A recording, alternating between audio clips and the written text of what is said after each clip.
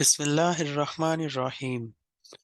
दोस्तों, आज की वीडियो में हम आपको बताएंगे कि जिन्नात क्या वाकया ही इस दुनिया में मौजूद हैं, और अगर हैं तो वो किन लोगों को तंग करते हैं और क्यों तंग करते हैं।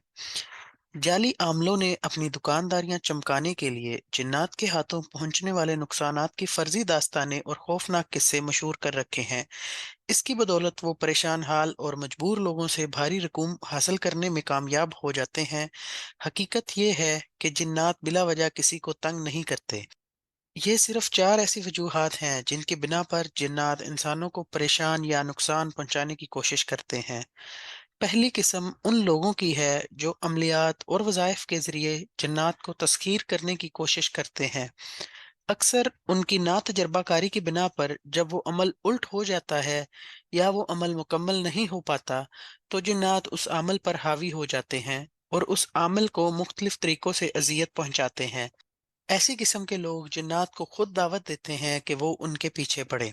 दूसरी किस्म उन लोगों की है जिनके हाथों गैर शऊरी तौर पर गलती से जिन्नात को नुकसान पहुंच जाता है और उस शख्स को उसकी खबर भी नहीं होती।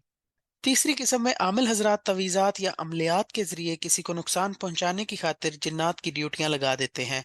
तो जिन्नात हर तरह से परेशान करते हैं और आसानी के साथ पीछा नहीं छोड़ते। चौथी और आखिरी किस्म की नौयत जरा मुख्तलिफ है। इसकी ज्यादातर शिकार सिर्फ औरतें होती हैं। आमतौर पर जिन्नात किसी खूबसूरत औरत पर उसके हुस्न की बदौलत मुसल्लत हो जाते हैं, लेकिन उन्हें नुकसान नहीं पहुंचाते।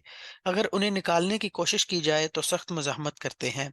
इस किस्म में बहुत से मशहूर वाकयात भी आप लोगों ने सुने होंगे। एक लड़की के ऊपर जिन का साया था और उसकी शादी हो गई, और शादी के बाद भी लड़की का पीछा जिन ने नहीं छोड़ा।